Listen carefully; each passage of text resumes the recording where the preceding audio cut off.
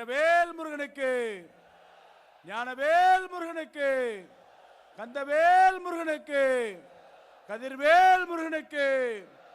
பனி எது, மழை எது, நதி எது, கடல் எது, சகலதும் உனதொரு கருணை எழுவது வருவாய் புகனே வேலையா.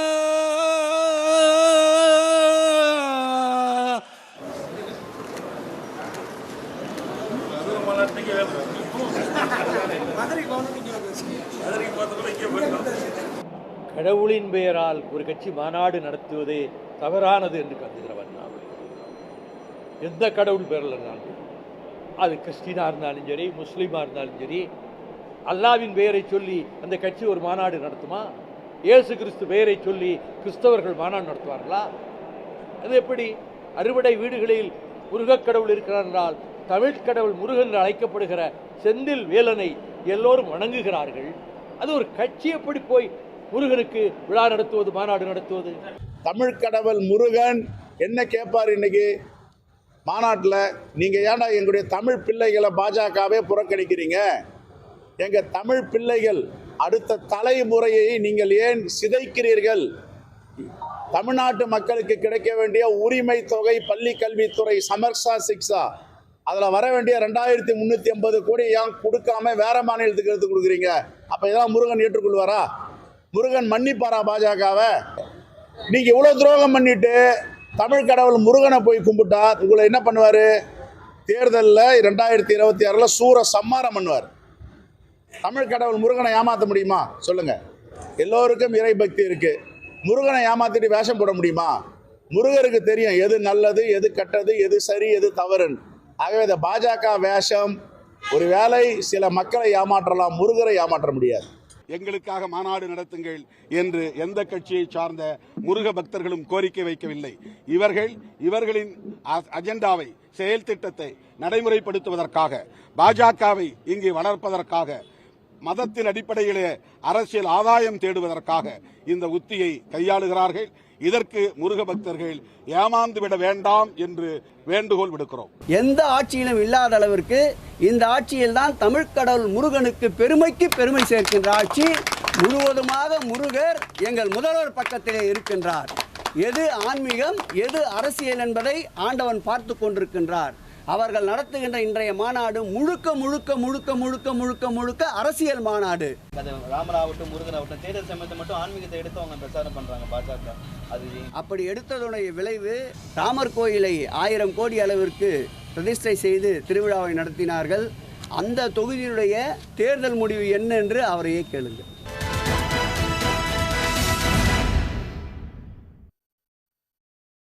வணக்கம். கேள்விக்களம் நிகழ்ச்சிக்கு உங்களை வரவேற்கிறோம். இது மக்களின் மேடை. இந்து முன்னணி சார்பாக முருக பக்தர்களுடைய மாநாடு மதுரை பாண்டி கோயில் பக்கத்தில் ரொம்பவே கோலாகலமாக நடைபெற்றுட்டு இருக்குது. பிரம்மாண்டமான ஒரு கூட்டம், நிறைய முருக பக்தர்கள் அங்கே கூடியிருக்கிறாங்க. இந்த சூழலில் இந்த மாநாட்டை ஒற்றிய சர்ச்சை அப்படிங்கிறது தொடர்ந்து போயிட்டே இருக்குது.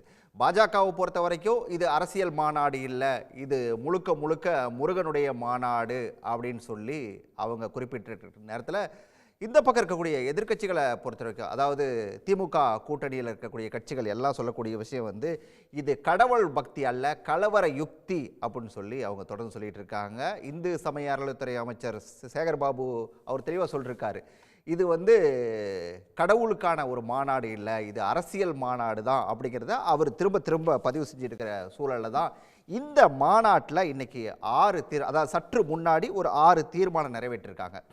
இந்த தீர்மானங்களை வந்து இது வந்து அரசியல் மாநாடு இல்லை அப்படின்னு சொல்லிட்டு அந்த மாநாட்டில் அவங்க நிறைவேற்ற தீர்மானத்தில் ஒரு தீர்மானம், தேர்தல்களில் இந்துக்கள் ஒற்றுமையாக இருந்து இந்துக்களுடைய வாக்கு வங்கியை நிரூபிக்கணும் அப்படின்னு சொல்லி அரசியல் சார்ந்த தீர்மானமும் அதில் போட்டிருக்காங்க. 6 தீர்மானம் இருக்குது. அதை பற்றியெல்லாம் கூட நம்ம விரிவாக பேசலாம்.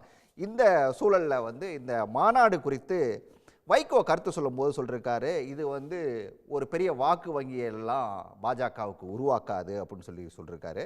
பாஜகவை வந்து முருகன் வந்து சூரசம்ஹாரம் செய்ய போகிறாரு அப்படின்னு சொல்லி செல்வ பெருந்தகை குறிப்பிட்றாரு.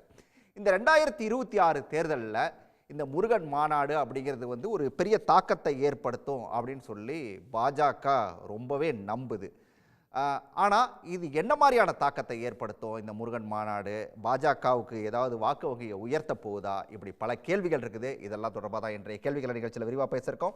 விவாதத்தில் பங்கேற்க ஓய்வு பெற்ற ஐஏஎஸ் அதிகாரி ராஜகோபால், அதே போல் விடுதலை சிறுத்தைகள் கட்சியிலிருந்து வன்னியரசு, பாரதிய ஜனதா கட்சியிலிருந்து தூத்துக்குடி செல்வம், பத்திரிகையாளர் செந்தில்வேல், இவர்களோடு தமிழ் சைவ பேரவையிலிருந்து அதனுடைய தலைவர் கலையரசி நடராஜன், அனைவருக்கும் வணக்கம். எல்லாருடைய முதல் பார்வையும் கொஞ்சம் வேகமாக கேட்டு வந்துடுறேன். நான் முதல்ல கலையரசி அம்மாட்ட நிகழ்ச்சி தொடங்கலாம் அப்படின்னு நினைக்கிறேன். அரசியல் மாநாடு இதுக்கு, அதாவது இது வந்து அரசியல் மாநாடு கிடையாது, மதுரையில் நடக்கிறது, இது ஆன்மீக மாநாடு அப்படின்னு சொல்லிட்டு இன்னைக்கு அதில் வந்து போடப்பட்டிருக்கிற தீர்மானத்தில் ஒரு தீர்மானம் வந்து இந்துக்களுடைய வாக்கு வங்கி எல்லாம் அந்த வாக்கு வங்கியை குறித்து அந்த தீர்மானம் அதெல்லாம் போட்டிருக்காங்க. இதை எப்படி பார்க்குறீங்க? இந்த மாநாட்டை நீங்கள் எப்படி பார்க்குறீங்க? கைப்புண்ணுக்கு கண்ணாடி தேவையில்லை. இந்த மாநாடு முழுக்க முழுக்க அரசியல் மாநாடு அப்படிங்கிறத அந்த தீர்மானமே தெளிவாக சொல்லிடுது. அதற்காக அவங்க 1000 சப்பை கட்டலாம். இந்த மாநாடு முருக பக்தர்கள் மாநாடு அப்படின்னு அவங்க சொல்கிறதுக்கு அவங்களுக்கு கொஞ்சம் கூட உரிமையே கிடையாது. அவர்களில் யாருக்கும் பக்தியும் கிடையாது. அங்கே போகிறவங்க பக்தியோடு அந்த கோயிலெல்லாம் பார்க்கணுங்கிறதுக்காக போகிறதில்ல. ஏன்னா அது வந்து ஒரு தற்காலிகமாக வடிவமைக்கப்பட்ட ஒரு கண்காட்சி அப்படிங்கிற அந்த கோணத்தில் தான் மக்கள் அங்கே போய்கிட்டு இருக்காங்க. அவர்களுடைய நோக்கம் வந்து பொழுதுபோக்கு. இன்றைக்கு விடுமுறை நாள். இப்போ இந்த விடுமுறை நாள்னு ஒன்று வந்துட்டால் மக்கள் எங்கெங்கேயோ போய் குவிகிறாங்க. இப்போ இது ஒரு நல்ல ஒரு கண்காட்சியாக அவங்களுக்கு இருக்கிறதுனால அங்கே அந்த கூட்டம் கூடியிருக்குது. இவங்க கூட்டியிருக்காங்க அந்த கூட்டத்தை. அதனால் அது பக்தர்கள் கூட்டம்னு நினைக்க வேண்டாம். அது பக்தர்கள் கூட்டம் கிடையாது. இவர்கள் பக்தியை வளர்க்க வேண்டும் என்பதற்காகவோ அல்லது முருகர் மேலே உள்ள பக்திக்காகவோ இந்த மாநாட்டை அவங்க கூட்டலை. இது யாரும் இதை பற்றி தெளிவாக ரொம்ப நேரமெல்லாம் பேச வேண்டிய வேலையே இல்லை. இது எல்லாருக்குமே தெரிந்த கதையாக இருக்குது. இது ஒரு அரசியல் வாக்கு வங்கிக்காக, தேர்தலுக்காக, ஓட்டுக்காக நடக்கின்ற ஒரு மாநாடு அப்படின்னு தெளிவாக எல்லாருக்குமே தெரியுது. படித்தவர்கள், படிக்காதவர்கள் பேசலாமா? நான் மற்றவங்களோட பார்வையை கேட்டு வந்துடுறேன். ராஜகோபால் சார், கலையரசி அம்மா சொல்கிறாங்க இதில் வந்து ஒரு சண்டே ஒரு கண்காட்சி வச்சா எப்படி ஒரு கூட்டம் வருமோ அப்படியான ஒரு கூட்டம் தான் அங்கே வந்திருக்கிற கூட்டம். ஒரு பொழுதுபோக்கு அம்சம். அங்கே பார்த்தா பக்தியெல்லாம் கொஞ்சம் கூட தெரியவே இல்லை அப்படிங்கிற ஒரு பார்வையை முன்வைக்கிறாங்க. உங்களோட பார்வை இதில் என்ன? இல்லை, நான் யாருடைய கருத்துக்கும் ஒரு வேறுபட்ட கருத்தை சொல்லணுன்றதுக்காக சொல்லலை.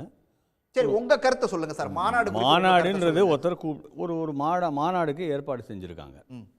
இப்போ உங்கள் வீட்டில் ஒரு திருமணம் நடக்குது. திருமணத்துக்கு மாப்பிள்ளை இவங்க, பொண்ணு இவங்க அப்படின்னு நீங்கள் முடிவு பண்ணியிருக்கீங்க. அந்த திருமணத்தை சரியான முறையில் நீங்கள் நடத்த போகிறீங்க, நீங்கள் தான் முடிவு செய்ய முடியும். அது உங்கள் சம்பிரதாயப்படி நீங்கள் நடத்த போகிறீங்க. அது பற்றி நான் கருத்து சொல்ல முடியாது. நான் வந்து என்னை அழைப்பாளியாக கூப்பிட்டிங்கன்னா நான் வந்துட்டு போக முடியும். அப்படி தான் இருக்க முடியுமே தவிர இதுக்கு வந்து வேறு ஒரு கருத்தை கற்பிப்பது என்பது சரியான ஒரு கருத்தாக அமையாது. அதாவது அவங்க இந்து முன்னணி வந்து ஒரு கூட்டத்தை கூப்பிட்டுருக்காங்க. அதுக்கு நமக்கு உயர்நீதிமன்றத்தில் அனுமதி கிடைச்சிருக்கு. அவங்க உயர்நீதிமன்றத்தில் அந்த அனுமதி சீட்டெல்லாம் கூட தேவையில்லைன்னு இப்போ கடைசியாக ஒரு முடிவு கூட கொடுத்துருக்காங்க. அப்போது உயர்நீதிமன்றத்துடைய கண்காணிப்பில், காவல்துறையின் கண்காணிப்பில் தான் நடைபெறுகின்றது. சமூக நல்லிணக்கம் பேணி பாதுகாக்கப்பட வேண்டும் என்று அந்த ஒரு நிபந்தனையும் அங்கு சொல்லப்பட்டிருக்கின்றது. இப்படி இருக்கும் பொழுது இந்துக்களுக்கான மாநாடை கூப்பிடுவதில், அழைப்பதில் என்ன தவறு இருக்க முடியும் என்று எனக்கு புரியவில்லை. சரி, இந்துக்கள் ஒன்று கூடுகின்றார்கள், முருகன் மீது பக்தி உள்ளவர்கள் ஒன்று கூடுகின்றார்கள். அந்த முருகன் மீது பக்தி உள்ளவர்கள் முருகனை எப்படி வழிபட வேண்டும் என்பது அவர்களுடைய அவாவின்படி, அவர்களுடைய இஷ்டம். அதை வந்து நான் இப்படி தான் வழிபட வேண்டும் என்று நாம் சொல்ல முடியாது. இது தேர்தலுக்காக நிச்சயமாக இந்த மாநாடு கூட்டப்பட்டு இருக்கின்றது எப்படி சொல்ல முடியும்? தேர்தல் என்ன நாளைக்கு இருக்கா, இல்லை ஒரு மாதத்தில் இருக்கா? ஓராண்டுக்கு பிறகு இருக்கக்கூடிய ஒரு தேர்தலுக்கு இன்னைக்கு ஒரு மாநாடு கூட்டப்பட்டு இருக்கின்றது என்றால் அந்த மாநாட்டிற்கும் தேர்தலுக்கும் என்ன சம்பந்தம் இருக்க முடியும்? ரைட். அடுத்த பார்வை சார், வன்னியர் சார், இது தேர்தலுக்கு இதுக்கு என்ன சம்பந்தம் இருக்க முடியும்? இது வந்து முழுக்க முழுக்க ஒரு ஆன்மீக மாநாடு அப்படின்றாரு. இல்லை, அதாவது நடத்துறது இந்து முன்னணிங்கிற பேரில் நடத்தினாலும் சரி, இந்து முன்னணி அப்படிங்கிறது ஒரு ஆர்எஸ்எஸ்னோட ஒரு கிளை அமைப்பு தான். காந்தியை படுகொலை செய்த அமைப்பு ஆர்எஸ்எஸ், இந்து மகாசபை, இதனுடைய பின்னணியிலிருந்து வந்த அமைப்பு தான் வந்து காந்தி இந்து முன்னணி. அப்போ இந்த இந்து முன்னணியினுடைய நோக்கம் அப்படிங்கிறது இன்றைக்கி வந்து அவங்க வந்து ஆன்மீகம்ங்கிற பேரில் வந்து எங்கேயுமே அவங்க வந்து இந்தியா தமிழ்நாட்டில் எங்கேயுமே ஆன்மீகம்ங்கிற பேரில் வந்து வன்முறையை தூண்டுறது தான் அவங்களுடைய நோக்கம். இது வந்து ஆன்மீக மாநாடு அப்படின்னு சொன்னால் கூட, இப்போ வந்து நீதிமன்றம் வந்து ஆன்மீகத்தை தவிர வேறு எதுவும் பேசக்கூடாது அப்படின்னு சொன்னால் கூட, அவர்கள் வந்து தீர்மானமே வந்து முழுக்க வந்து 6 தீர்மானத்தில் 3 தீர்மானம் வந்து அரசியல் தொடர்பான தீர்மானம் தான் நிறைவேற்றியிருக்கிறாங்க. இதெல்லாம் தாண்டி அவர்கள் வந்து வன்முறையை தூண்டுவது, வன்முறையை ஊக்கப்படுத்துவது, இதுதான் அவங்களோட அரசியல் மாநாடு அப்படிங்கிறத தாண்டி அவர் என்ன சொல்கிறாங்க, அந்த மாநாட்டில் என்ன சொல்கிறாரு, இந்துக்களாய் இந்து என்று சொல்வோம், பெருமையோடு தலை நிமிர்ந்து செல்வோம் சொல்லி அவர் வந்து அந்த முழக்கத்தை வந்து இந்து முன்னணி சொல்லுது. எந்த இந்து வந்து தலை நிமிரணும்? மேல் பாதியில் வந்து எந்த இந்து கோயிலுக்குள்ளே உள்ள விடாமல் இருக்கிறாங்க? அதை பற்றி ஏதாவது தீர்மானம் போட்டிருக்கிறாங்களா? தமிழ்நாட்டில் வந்து தலித்துகள் வந்து கோயிலுக்குள்ளே போக முடியாத நிலைமை இருக்குது, இது இந்தியா முழுக்க இருக்குது, இதை பற்றி ஏதாவது பேசுவாங்களா? அவன் முழுக்க இந்த மாநாடு அப்படிங்கிறது ஒரு பிளவுவாதத்தை இந்து அப்படிங்கிற பேரில் கட்டமைக்கிறது அப்படிங்கிறது நோக்கமே தவிர அது ஒரு பக்தி மாநாடு, பக்தர்களுக்கான மாநாடு அல்ல. இது முழுக்க போலி தேசபக்தர்கள் மாநாடு இந்த மாநாடு. ஓகே செல்வம், இது வந்து ஒரு போலி தேசபக்தர்களோட மாநாடு அப்படிங்கிற ஒரு குற்றச்சாட்டை வன்னியரசு முன்வைக்கிறாரு. அதாவது வந்து ஒரு ஆன்மீக மாநாடுனா அதுக்கு என்னென்ன வழிமுறைகள், விதிமுறைகள், எதெல்லாம் இருக்கணுமோ அதெல்லாம் இல்லை அப்படிங்கிற ஒரு பார்வையும் கூட இவங்க முன்வைக்கிறாங்க. இது வந்து கலவரத்தை உண்டாக்கக்கூடிய ஒரு உத்தி அப்படிங்கிற ஒரு குற்றச்சாட்டும் கூட இருக்குது. என்ன பதில் இதுக்கு? இது வந்து முழுக்க இந்து பக்தர்கள், அதாவது முருக பக்தர்கள், இந்து பக்தர்கள் என்பதை விட முருக பக்தர்கள் நடத்துகிற மாநாடு. இதில் மற்றவங்களுக்கு எதுலேயும் வந்து ஒரு வருத்தமோ ஏதோ வர வேண்டியதில்லை. ஒரு ரம்ஜான் பண்டிகை நடத்தக்கூடிய உரிமை இஸ்லாமியர்களுக்கு இருக்கிறது. அதை போலவே கிறிஸ்தவ மக்களுக்கு வந்து எப்படி வந்து அவர்களுடைய வழிபாட்டு முறைகளுக்கான உரிமை இருக்கிறதோ அதை போல இந்து மக்கள் நடத்துகிற முருக பக்தர்கள் நடத்துகிற மாநாடு. என்னுடைய அருமை அண்ணன் வன்னியரசு சொன்னார், அது மேல்மா கூட்டத்துக்கு போக முடியல, வேங்க வயலுக்கு. நான் என்ன சொல்கிறேன், வேங்க வயலை பேசுங்க சார். வேங்க வயலில் உங்க ஆட்சி நடக்க ஏறக்குறைய 67 ஆண்டுகள்.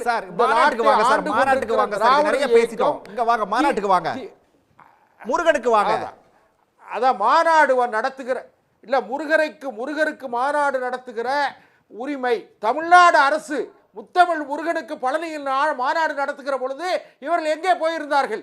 என்னுடைய பெருமைக்குரிய மூதாட்டி அம்மையார், நான் பெரிதும் வணங்குகிற அம்மையார் கலையரசி அவர்களே, நீங்கள் இந்த அரசு பழனியில் முத்தமிழ் மாநாடு முருகனுக்கு மாநாடு நடத்துகிற பொழுது நீங்கள் எங்கே போயிருந்தீர்கள்? நான் ரொம்ப வருத்தமாக இருக்கிறது. தமிழ் சைவ பேரவை தலைவர் என்கிற பொழுது எனக்கு மிக வருத்தமாக இருக்கிறது. நான் ஒன்று சொல்கிறேன் கேளுங்க, இந்து மதம் கல்தோன்றி மண்தோன்றா காலத்து முன்தோன்றிய மூத்த மதம், முதல் மதம், ஆதி மதம். இந்த மதத்தை வழிபடக்கூடிய உரிமை, தமிழ் கடவுள் முருகனை வழிபடக்கூடிய உரிமை முருக பக்தர்களுக்கு இருக்கிறது. இங்கே என்ன மதக்கலவரத்தை தூண்டுற மாதிரி எதுவும் பேசிட்டாங்களா? மதக்கலவரத்தை வந்து தூண்டுற மாதிரியோ தீர்மானம் எது நிறைவேற்றியிருக்காங்களா? இல்லை.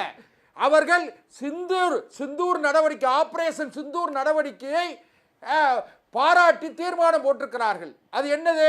இந்திய தேசத்தினுடைய ஒற்றுமையை, இந்திய தேசத்தினுடைய வலிமையை, பெருமையை, மாற்றார்களை ஒரு அரசியல் மாநாட்டில் ஒரு அரசியல் மாநாட்டில் நீங்க சொல்ற விஷயங்களை போடலாம். Okay right.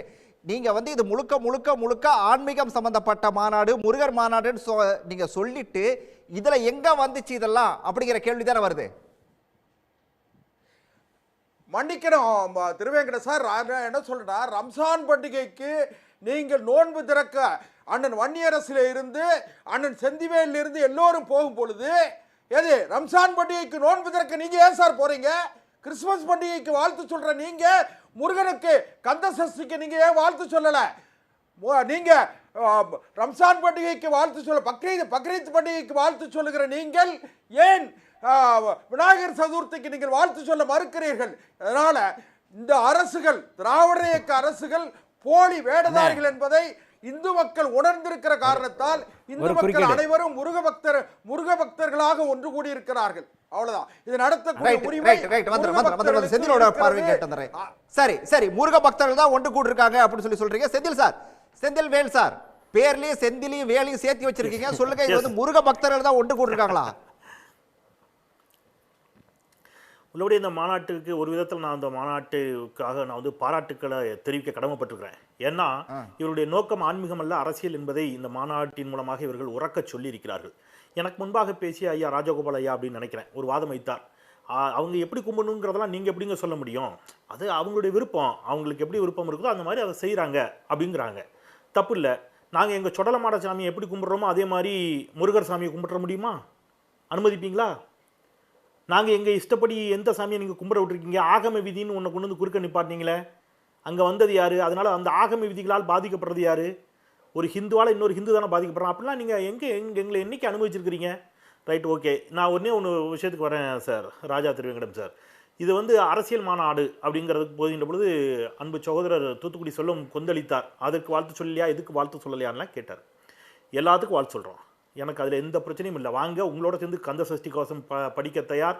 உங்களோட நான் சிறப்பாக அதை படிப்பேன். உங்களோட சிறப்பாக வந்து சிவபுராணம் எனக்கு சொல்ல தெரியும். அதெல்லாம் பிரச்சனை.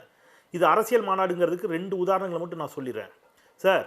ஹெச் ராஜா நேற்று சொல்லுகிறார், யார்? பாரதிய ஜனதா கட்சியினுடைய மிக முக்கிய தலைவர், மூத்த தலைவர் சொல்கிறார், இது எவ்வளவு வன்மமான வாதம், நீங்கள் அரசு நடத்திய முருகன் மாநாட்டுக்கும் இதுக்கும் எவ்வளோ வித்தியாசங்கிறத பாருங்கள். இந்து சமய அறநிலையத்துறை அமைச்சரை பார்த்து அல்லேலுயா பாபு என்று சொல்லுகிறார். ஏன் சார் சொல்லணும் அப்படி? இது இன்னொரு மதத்தை வம்பிழுக்கிறது இல்லையா? அல்லேலியா பாபுன்னு சொல்லலாமா? ஒருத்தரை பார்த்து, யாரை பார்த்து? மாதம் மாதம் சபரிமலைக்கு போகிற ஒருவரை பார்த்து அல்லேலியா பாபு. நரேந்திர மோடியை பார்த்து அல்லேலியா நரேந்திர மோடின்னு சொன்னால் நீங்கள் விட்டுருவீங்களா சார்? அஸ்ஸலாமு அலைக்கும் இவர் அமித்ஷா அப்படின்னு அவருக்கு பேர் வச்சா நீங்கள் விட்டுருவீங்களா? என்ன லாஜிக் சார்? சேகர் பாபுக்கே நீங்கள் அப்போ உங்களுடைய நோக்கம் என்ன? மத கலவரத்தை தூண்டுவது. நான் என்ன சொல்கிறேன், என் தோழர் வன்னியரசு கேட்டார, மேல்பாதி கிராமத்தில் திரௌபதி அம்மன் கோயிலுக்குள்ளே போகணும்னு சொன்னவங்களும் ஹிந்து, கோயிலுக்குள்ளே வரக்கூடாதுன்னு தடுத்தவர்களும் ஹிந்து. இந்த 2 ஹிந்துல பாஜகவும் ஆர்எஸ்எஸும் இந்து முன்னணியும் எந்த ஹிந்து பக்கம் நின்றார்கள்? எந்த ஹிந்து பக்கம் நின்னீங்க? நீங்க போய் முடிச்சிரட்டும் குறுக்கிட வேண்டாம். செல்வம் நீங்க பேசலாம். இது அவருக்கான நேரம். முடிச்சிரட்டும், ஒரு 2 நிமிஷம் தான். முடிச்சிரட்டும். மாறாக நான் திருப்பி சொல்றேன், இது மத கலவரத்தை தூண்டுவதற்கான மாநாடுங்கிறத நான் சான்றோடே சொல்றேன். மாறாக ஐயா ஹெச் ராஜா சொல்றாரு, என்ன சொல்றாரு? யாரு? பீட்டர் அல்போன்ஸ், ரைட்டுங்களா? அப்புறம் வந்து பேராசிரியர் ஜவாஹிருல்லா, பீட்டர் அல்போன்ஸ், ஆலூர் ஷானவாஸ், இவர்கள் எல்லோரும் வந்து சொல்லணுமா என்னன்னு? நீங்கள்லாம் தமிழராக இருந்தால், அவங்கெல்லாம் உண்மையிலே தமிழர்களாக இருந்தால் இவர்கள் எல்லோரும் திருச்செந்தூர் முருகன் கோயிலுக்கு வந்து திருநீர் பூசிக்கணுமா? இல்லைன்னா இவர்கள் எல்லாம் தமிழர்கள் இல்லையா? ரைட்டா? நான் ஒரே ஒரு கேள்வி கேட்குறேன் ஹெச் ராஜாவுக்கு. இந்த ஒரு கேள்விக்கு மட்டும் தூத்துக்குடி சொல்லுவோம், ஹெச் ராஜாவை பயில் சொல்லிட்டோம். ரைட்டு சார், அவங்க வந்து அங்கே பூசிக்கிறாங்கன்னு வச்சுப்போம் ஒரு வாதத்துக்கு. அப்படியே அம்மையார் நிர்மலா சீதாராமன், ஐயா ஹெச் ராஜா, அவங்க குடும்பத்தினர் எல்லாரும் எங்களோட பக்கத்திலே பாண்டி கோயில் இருந்துச்சுல்ல, பாண்டி கோயிலுக்கு வாங்க, எங்க இந்து சாமிக்கு நம்ம எல்லாரும் சேர்ந்து கிடா வெட்டுவோம். கிடா வெட்டி அங்கனே கிடாவை உரிச்சு அங்கேயே சாமிக்கு படைச்சி அங்கேயே படையில போட்டு ஹெச் ராஜாவுக்கு கொஞ்சம் நிர்மலா சீதாராமனுக்கு கொஞ்சம் பருமாறுவோம். நாமெல்லாம் உட்கார்ந்து சமபதி சாப்பிடுவோம். ஹிந்து சாமிக்கு படைத்த பிரசாதத்தை சாப்பிட இவர்கள் தயாரா? என்ன சார் கதை விடுறீங்க? அப்போ சம்பந்தம் இல்லாத ஹெச் ராஜாவும் ஆலூர் ஷானவாசும் பீட்டர் அல்போன்ஸும் நெத்தியில உபதி வச்சுக்கணுமா? இவங்க வந்து எங்க கோயிலுக்கு வர மாட்டாங்க, எங்க சாமியை கும்பிட மாட்டாங்க. யாரு ஹிந்து நீங்க ஏமாத்திட்டு இருக்கிறீங்க? அப்போ இது திட்டமிட்ட மத கலவரத்தை தூண்டுவதற்கான ஒரு மாநாடு என்பதற்கு இன்னும் நிறைய சான்றுகள் இருக்குது. நீங்க அனுபவிச்சீங்கன்னா நான் அடுத்து சொல்றேன். செந்தில் சார் ஒரே ஒரு செகண்ட். செல்வம் குறுக்கிடுறாரு, என்னன்னு அதுக்கு சேர்த்து பதில் சொல்லிடுங்க. ஒரே செகண்ட். செல்வம் ஆனா ஷியா பிரிவு சன்னி பிரிவு, இஸ்லாத்துல வந்து ஷியா பிரிவும் சன்னி பிரிவு இருக்கு. ஷியா பிரிவினுடைய மரபுகள் நடைமுறைகள் வேற. அதை போலவே கிறிஸ்தவ மார்க்கத்துல யாரு அல்லேலியா பின்பற்றக்கூடிய நடைமுறை வேற. இல்ல நீங்க பாருங்க, திரும்ப வேற பக்கம் டைவர்ட் பண்ணி கொண்டு போறீங்க. திரும்ப வேற பக்கம் டைவர்ட் பண்ணி கொண்டு போறீங்க. நீங்க வந்து ஒன்றை முடிச்சு போட்டு நீங்க வேற ஒண்ணு இல்ல. இவங்க செந்தில்வேல் சார் என்ன நினைக்காரு கேட்டீங்கன்னா, அவர் சொல்லுவதை வந்து இந்து கடவுள்கள்ல எங்களுக்கு ஒன்று கேளுங்க. அண்ணன் முருகன், தம்பி சபரிமலையில இருக்கிற யார் கடவுள். அதனால நான் என்ன சொல்றேன்னு கேட்டா, எங்களுக்குள்ள ஒவ்வொருவருக்கும் ஒவ்வொரு மரபு இருக்கிறது. அம்மையார் வந்து சைவம் தான் சாப்பிடுவாங்க. அதே நேரத்தில் வைணவத்தில் இருக்கிறவர்கள் சைவத்தில் இருக்கிறவர்கள் இப்படி ஒவ்வொருவரும் ஒவ்வொரு பழக்க வழக்கத்தை கடைபிடிக்கிறாங்க. இதை எப்படி நீங்க குறை சொல்லுவீங்க? சரி, அதனால நீங்க அது வேற. நீங்க தொடர்ந்து பேசலாம். கலையரசம்மா உங்ககிட்ட தான் இப்போ நம்ம பேசிட்டு இருக்கிற நேரத்தில் அங்கே மாநாட்டில் வந்து அண்ணாமலை பேசியிருக்காரு. மிக முக்கியமான ஒரு விஷயம், அதை கவனிக்கணும். அதாவது சனாதன தர்மம் எங்கெல்லாம் பிரச்சனைக்குள்ளா இருக்குதோ அங்கெல்லாம் இருப்பேன் அப்படின்னு பவன் கல்யாண் சொல்லுவார். இப்போ இங்கே சனாதன தர்மத்துக்கு ஒரு பிரச்சனை வந்திருக்குது, அதனால தான் அவர் இங்கே வந்திருக்காரு அப்படின்னு சொல்கிறாரு. இதுக்குள்ளேயும் ஏதோ ஒரு விஷயத்தை வச்சு பேசுகிற மாதிரி தெரியுது. ஆமாம், அதாவது நான் வந்து அதை கொஞ்சம் விரிவாக பேசுனா இந்த இப்போ நீங்கள் கூட்டியிருக்கிற இந்த காணொளியினுடைய விவாதம் வேறு மாதிரி போயிடும். பவன் கல்யாண் இங்கே வந்திருக்கிறது அப்படிங்கிறது நோக்கமே வேற. தெலுங்கு மக்கள் இத்தனை கோடி இருக்காங்க இங்கே, அதனால் நாடு வந்து தமிழ்நாடல்ல தெலுங்கு நாடுன்னு சொல்கிற அளவுக்கு அவங்களுடைய மனப்போக்கு இருக்குது. அதை வந்து வலுப்படுத்துவதற்காக தமிழ்நாட்டோட தொடர்பு வைத்து கொள்ள வேண்டும் என்கின்ற ஒரு எண்ணத்தின் அடிப்படையில் தான் பவன் இங்கே ஊடாடி கொண்டிருக்கிறார். நடக்காது இது ஒன்று. ரெண்டாவது, எனக்கு முன்பாக பேசிய அருமை பிள்ளை என்னை அம்மா என்று மரியாதையோடு பேசினாரே, இந்து இந்து இந்து என்று சொன்னார். இந்து கிடையாது. பதில் பேசுறீங்கன்னா யாரும் பேச முடியாது, இருங்க முடிச்சிட்டோம். முருகனோ சிவனோ இந்து கிடையாது, சைவர்கள் எல்லா சமயங்களையும் கபலீகரம் செய்தது இந்து என்பது. சைவம் என்று ஒரு சமயம் இருக்கிறது, அதுதான் எங்களுடையது, அதுதான் தமிழ் சைவம். இந்த நாடு தமிழ் சைவ நாடு. இங்கே முருகரும் சிவனும் சிவ குடும்பங்களும் சைவ குடும்பங்கள். அதனால் இந்துங்கிற இந்த பொய்மையெல்லாம் பேசாதீர்கள். அவர்கள் பேசுகிறார்கள் என்பதற்காக தமிழர்களாகிய நீங்களும் பலியாகி விட்டீர்களே, அதை நினச்சி தான் எனக்கு 80 வயதாகுது. மனம் அப்படியே துன்பத்தில் இருக்கிறேன் நான் உங்களையெல்லாம் நினச்சி. நீங்கள்லாம் இப்படி தமிழையும் தமிழ் நாட்டையும் இழக்கிறீங்களே, உங்களுடைய இப்போ சந்ததிகளை நினைக்காமல் இப்போ தாரவாத்துட்டீங்களே, அதை நினச்சி நான் வருத்தப்பட்டுக்கிட்டு இருக்கேன். நடப்பது இந்து நாடாக இருக்கலாம், ஆனால் அது தமிழர்களுக்குரிய நாடு அல்ல. அவர் நடத்துகிற மாநாடு தமிழ் மாநாடு அல்ல. அது முதல்ல அவர் சொன்னார், சேகர்பாபு நடத்தின போது அம்மா எங்கே போயிருந்தா, அது ஒரு அரசாங்கம் நடத்துனுச்சா? சேகர்பாபு தனியாக நடத்தினாரா? தமிழ்நாட்டுக்குள்ள தமிழர்கள் நடத்தியிருக்காங்க. அறநிலைத்துறை அமைச்சர் யாருமா? சேகர்பாபு. அது யாரோ நடத்துனாங்க. நான் போனேனா இங்க? நான் போனேனா? அதை பற்றி கருத்து எங்கிட்ட அப்ப கேட்டாங்களா? என்ன இதெல்லாம் நீங்க ஈடுபடுத்தக்கூடாது ஐயா. ஒன்று சொல்றேன் கேளுங்க. இப்ப நடப்பது வந்து மத வெறியை தூண்டுகின்ற நிகழ்ச்சி. அது மட்டுமல்ல, தமிழ்நாட்டை தாரை வார்ப்பதற்காக இங்கே உள்ள தமிழர்கள் பிஜேபி சேர்ந்தவர்கள் எல்லாம் தன்னை மறந்து நடந்து கொண்டிருக்கிறார்கள்.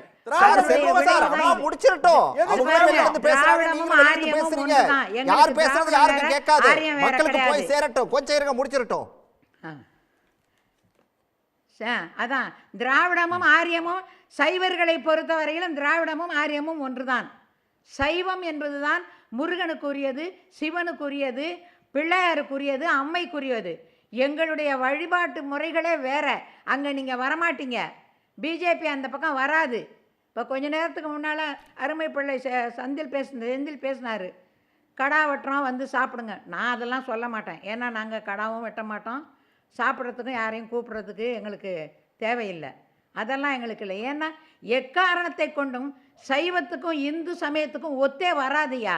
நீங்கள் நடத்துகின்ற இந்த மாநாடு இந்து மாநாடு. சைவர்களுக்கு இங்கே வேலை கிடையாது, சைவர்களுக்கும் அதுக்கும் சம்பந்தம் கிடையாது. தமிழ்நாட்டை கூறு போட முயற்சி செய்கிறீர்கள். தமிழ்நாட்டை இழப்பதற்கான வழிமுறைகளை நீங்கள் வகுக்கிறீர்கள். தமிழர்களாக பிறந்த நீங்கள்லாம் அந்த இயக்கத்தில் போய் சேர்ந்து இந்துங்கிற பேரில் எல்லாத்தையும் இழந்துக்கிட்டு இருக்கிறீங்க. எனக்கு வருத்தமாக இருக்கிறது. இதுக்கு மேலே எனக்கு உங்களுக்கு எப்படி உங்களுக்கெல்லாம் புரிய வைக்கிறதுன்னே எனக்கு தெரியல. சரிம்மா, நாம் அடுத்து பேசலாம், தொடர்ந்து பேசலாம். இருங்க. தமிழ்நாட்டையே கூறு போடக்கூடிய ஒரு முயற்சி இது அப்படின்னு சொல்லிட்டு ஒரு பகீர் குற்றச்சாட்டை அம்மா முன் வைக்கிறாங்க. இல்லை, அதாவது நான் ஏற்கனவே சொன்ன மாதிரி நான் தனிப்பட்ட முறையில் யாரையும் தாக்க விரும்பலை. யாருடைய கருத்துக்கும் ஒரு மாற்று கருத்து சொல்லணுன்றதுக்காக நான் பேசலை. இதில் 3-4 கருத்துக்கள் நம்ம வந்து முக்கியமாக தெளிவாக நமக்கு தெரியணுன்றது என்னுடைய அவா. அதாவது முதல்ல மகாத்மா காந்தியை கொன்னது வந்து கோட்ஸே. ஆனால் கோட்ஸே வந்து ஆர்எஸ்எஸ் உடைய மெம்பர் கிடையாது. ஆர்எஸ்எஸ் அப்போ வந்து கோட்ஸேவோட மெம்பர்னு யார் எப்போ ஜாயின் பண்ணாங்கன்னு சொல்லுங்கள், நான் அதுக்கு பதில் கொடுக்குறேன். இது வந்து ஒரு தவறான கூற்று. கோட்ஸே வந்து இதுக்குள்ள வந்துடலாம் சார், இதுக்குள்ள வந்துடலாம். ரைட், அதான் இல்லை சொன்ன கருத்துக்கு கடா வெட்டுறது அவங்களுடைய பழக்கம். யார் கடவுளை எப்படி வணங்கணும்னு நினைக்கிறாங்களோ அப்படி வணங்கிட்டு போகிறாங்க. அதில் இப்போ நான் இப்போ பொன்னியம்மன் கோயிலுக்கு போயிட்டு தான் வரேன். பொன்னியம்மன் கோயிலுக்கு அவர் சொல்ற மாதிரி ஆகம விதிகள் படி நடத்தப்படுற கோயில் இல்லை.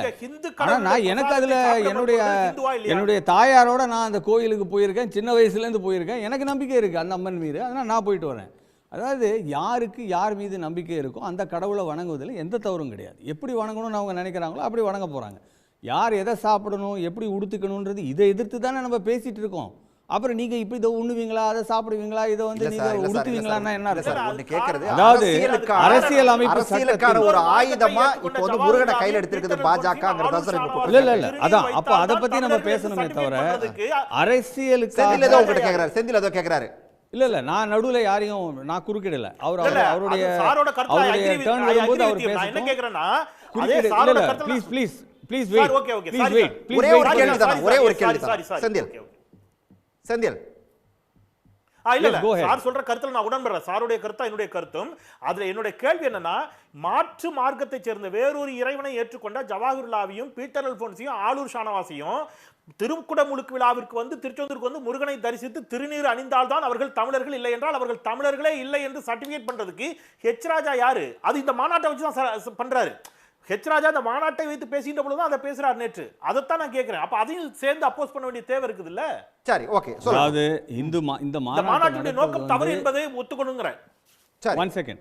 இந்த மாநாட்டை நடத்துறது வந்து ஹெச் ராஜா கிடையாது. இந்த மாநாட்டை நடத்துறது இந்து முன்னணி. இந்த மாநாட்டை பற்றி தானே இப்போ பேசிகிட்டு இருக்கோம். ஹெச் ராஜா சொன்ன கருத்துக்களை பற்றியா பேசிகிட்டு இருக்கோம். சரி, மாநாட்டில் அவர் பேசியிருக்காரா? இல்லை, அவர் வெளியில் பேசியிருக்காரு. மாநாட்டை பற்றி நம்ம பேச போகிறோம் அப்படின்னா இந்த மாநாடு அரசியல் சம்பந்தப்பட்ட மாநாடு கிடையாது. நம்பர் 1.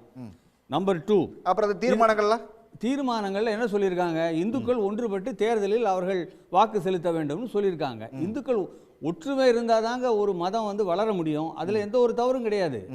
அதாவது இந்து முன்னணி வேற என்ன சொல்ல முடியும்? இந்து முன்னணி வந்து நீங்கள் ஜனநாயகத்தில் நம்ம நாடு நடக்குது, அரசியலமைப்பு சட்டத்தின் கீழே நாடு நடக்குது.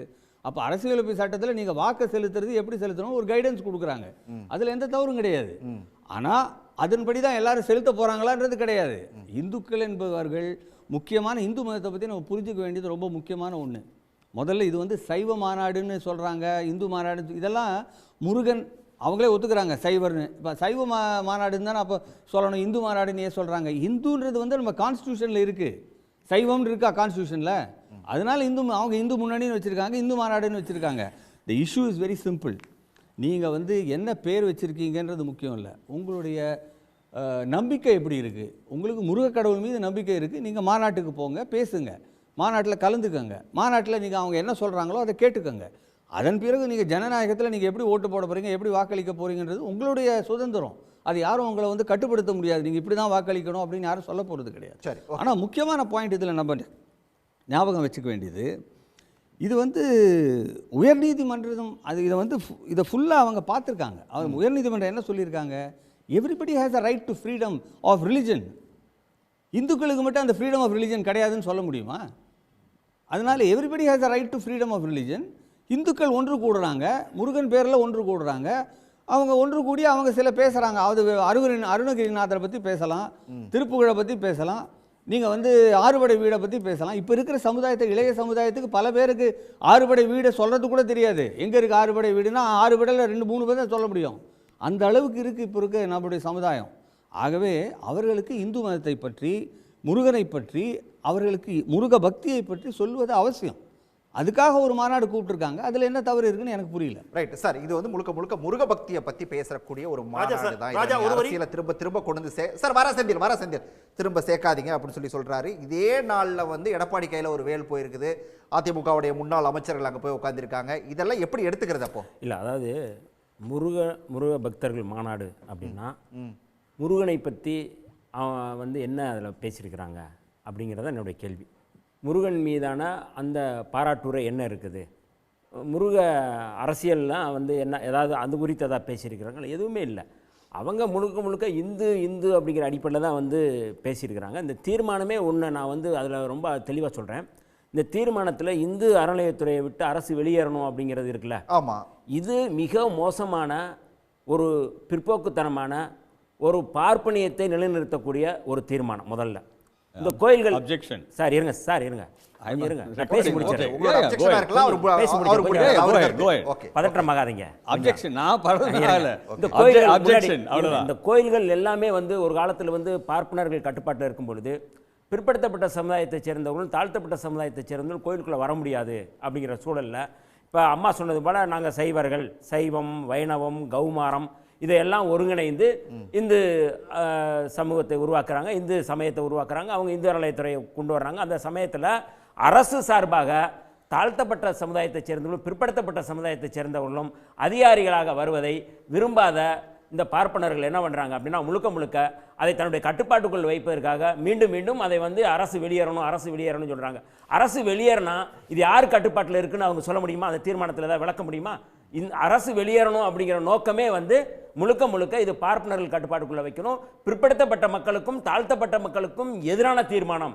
இதை இந்த அங்கே இருக்கின்ற இந்துக்கள் அப்படிங்கிற பேரில் போனவங்க இதை புரிந்து கொள்ள வேண்டும் அப்படிங்கிற முதல் அந்த தீர்மானத்தை நான் சொல்கிறேன். ரெண்டாவது ரொம்ப முக்கியமான தீர்மானம் இவங்க பேசுகிறது, இப்போ வந்து பகல்காம் குறித்தும் இந்த ஒரு தீர்மானம் போட்டிருக்கிறாங்க. ஆமாம், அந்த தீர்மானம் நீங்கள் அதை பாராட்டுறது உங்களுடைய கடமை, அது பிரச்சனை. இது வந்து உண்மையிலேயே முருகனை பற்றி தான் மாநாடுன்னா ஏன் பகல்காம் கத்தி இதில் பற்றி பேசுகிறீங்க? ஆபரேஷன் ககருங்கிற பேரில் படுகொலை செய்யப்பட்ட பழங்குடி மக்கள் எல்லாரும் இந்துக்கள் தான். நீங்கள் வந்து அது குறித்து ஏதாவது பேசுனீங்களா? அரசு தான் அதை படுகொலை செய்யுது. தீர்மானம் முருகனை பற்றியே போட்டிருக்கணும். ஒன்றுமே இல்லையே. நீங்கள் நான் கேட்குறேன், தமிழ்நாடு முழுக்க அறுபடை வீடுகளையும் தமிழில் மட்டுமே வழிபாடு செய்ய வேண்டும் ஒரு தீர்மானத்தை போட முடியுதா உங்களுக்கு? அதுக்கு உங்களுக்கு துணிச்சல் இருக்கா? சரி, முருகன் வந்து நீங்கள் வந்து வள்ளியை திருமணம் செஞ்சார், குறத்திய சாதி மறுப்பு திருமணம் செய்யணும்னு சொல்லிட்டு நீங்கள் அதை தீர்மானம் போட முடியும்? உங்களால் தீர்மானம் போட முடியுமா? எனக்கென்று ஒரு நாடுன்னு சொன்னார், நீங்கள் அந்த மாதிரியான ஒரு தீர்மானத்தை உங்களால் போட முடியுமா? என்ன நீங்கள் முருகனை பற்றி என்னங்க நீங்கள் அதில் வந்து சிறப்பு செஞ்சுருக்கிறீங்க? முழுக்க முழுக்க சனாதனத்தை மையப்படுத்தி தான் நீங்கள் வந்து அதில் வந்து நீங்கள் நடத்துகிறீங்க, முழுக்க அதை நடத்துகிறீங்க. பவன் கல்யாணுக்கும் முருக பக்தருக்கு என்ன சம்மந்தம்? அவர் என்ன முருக பக்தரா? அவர் எப்படிப்பட்டவருங்க? ஒரே ஒரு சம்பவம், நீங்கள் வந்து திருப்பதி கோயிலில் வந்து லட்டில் வந்து சனாதானத்துக்கு எங்கெல்லாம் பிரச்சனை வருதோ அங்கெல்லாம் அதைத்தான் சொல்கிறேன். அண்ணாமலை பேசிட்டாரு. சனாதனத்தை அழித்தொழிக்க வேண்டும் அப்படிங்கிறது தான் அரசியலமைப்பு சட்டம். நான் எங்களுடைய இது இல்லை. நீங்கள் வந்து ஜனநாயகம் வேண்டும், சனாதனம் கூடாதுங்கிறது தான் திருத்தப்பட்ட அரசியலமைப்பு சட்டம். அந்த அரசியலமைப்பு சட்டத்தில் மீண்டும் சனாதனத்தை நீங்கள் கொண்டு வரீங்கன்னா இந்த மாநாடே அரசியலமைப்பு சட்டத்துக்கு எதிரானது. எப்படி நீங்கள் வந்து இதை நீங்கள் கொண்டு வந்து அனுமதிக்க முடியும்? நீங்கள் இவர் வந்து பவன் கல்யாண் சொல்கிறாரு, அவர் வந்து திருப்பதியில் லட்டில் வந்து மாமிசமோ ஏதோ கலந்துருச்சு அப்படின்னு சொல்லி அவர் வந்து உடனே பூஜை பண்ணார், அது குறித்து பேசினார். ஆனால் உயர்நீதிமன்றம் என்ன சொன்னிச்சு, உச்சநீதிமன்றம் என்ன சொன்னிச்சு? அப்படி எதுவும் கலக்கலைன்னு சொன்னிச்சு. இதை தான் வருத்தம் தெரிவித்தார் அவர். அதாவது ஒரு சின்ன பிரச்சனையை வன்முறையை தூண்டும் விதமாக பேசுவது தான் பவன் கல்யாணுடைய நோக்கம். அவர் தான் இன்றைக்கி இந்த வேலையை செய்கிறாரு. அது குறித்து எந்த வருத்தமும் தெரிவிக்கலையே. நீங்கள் வந்து இவர் அண்ணாமலை என்ன பேசுகிறாரு? நீங்கள் மைக்கேல்பட்டியில் வந்து லாவண்யா வந்து கட்டாய மத மாற்றத்தில் தான் கொல்லப்பட்டார், செத்தாங்கன்னு சொல்லி சொன்னாங்க. நீதிமன்றம் என்ன தீர்ப்பு வந்துச்சு? அப்படி எதுவுமே இல்லை. அப்போ இவர்களுடைய நோக்கம் என்னென்னா பதற்றத்தை உருவாக்குவது, அது மூலம் சமூக பதற்றத்தை உருவாக்கி வன்முறையை தூண்டுவது அப்படிங்கிறத இதில் வந்து என்னுடைய முக்கியமான இருக்குது. இதில் இவர் ஐயா சொல்கிறார், இவர் ஒரு ஐஏஎஸ் ஆஃபீஸர், முன்னாள் ஐஏஎஸ் ஆஃபீஸர் வச்சுக்கோங்க. இவர் என்ன சொல்கிறாரு, காந்தி படுகொலைக்கும் ஆர்எஸ்எஸ்க்கு என்ன சம்மந்தம் இருக்குன்னு கேட்குறாரு. இருங்க, நான் ரெக்கார்ட் படி தான் நான் பேசுகிறேன். 1948 படுகொலை செய்யப்பட்டார் காந்தி. அந்த படுகொலையில் சம்பந்தப்பட்டவர் நாதுராம் கோட்சே, நாராயணன் ஆப்தே, அவருடைய தம்பி கோபால் கோட்சே. கோபால் கோட்சே இந்த ரெண்டு பேரும் வந்து நாராயணன் ஆப்தேயும் நாதுராம் கோட்சேயும் தூக்கு தண்டனை விதிக்கப்பட்டாங்க. இந்த கோபால் கோட்சே அவருடைய சகோதரர். இவர் விடுதலையானது எப்போனா 18 ஆண்டுகள் கழித்து 1964 விடுதலை ஆகிறாரு. விடுதலையான பிறகு இன்னைக்கு ஃப்ரண்ட் லைனில் இருக்கு, அவர் பார்க்கட்டும்.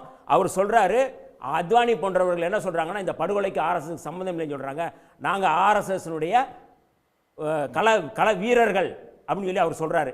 இதை மறுக்க முடியுமா? இன்னைக்கு ஃப்ரண்ட் லைனில் இருக்குது.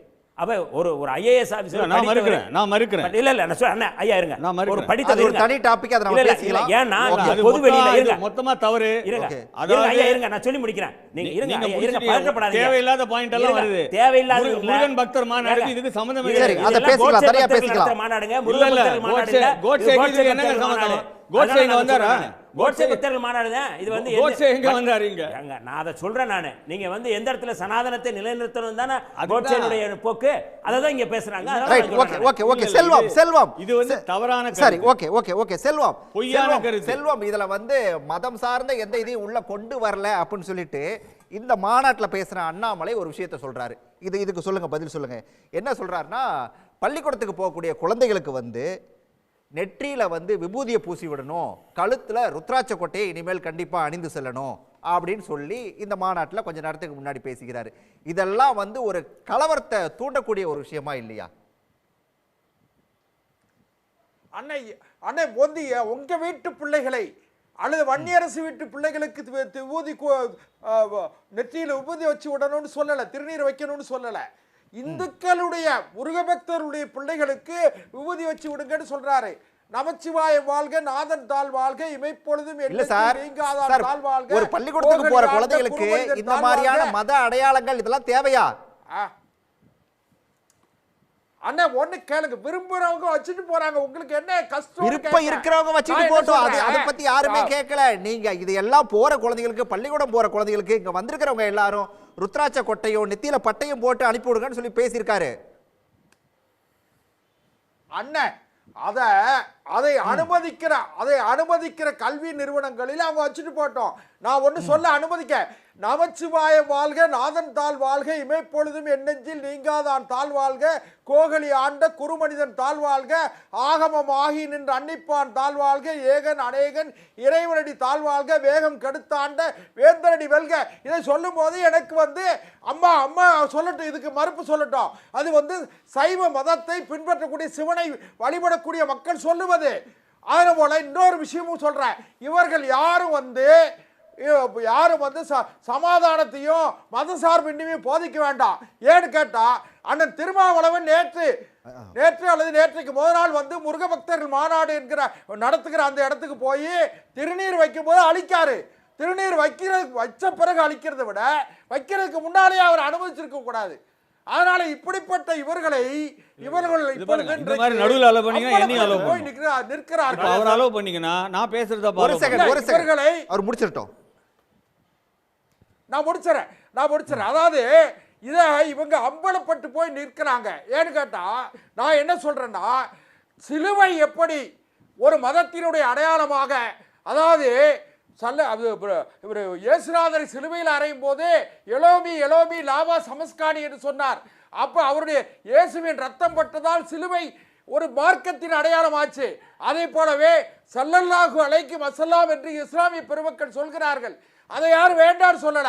ஆனால் முருகா வாழ்க, அதாவது கந்தன் என்று சொல்லி நெற்றியில ஊதி வச்சா எல்லா துன்பங்களும் இருக்காது என்று நம்ம அதை வழிபடக்கூடிய மக்களை நீங்கள் ஏன் கொச்சைப்படுத்துகிறீர்கள்?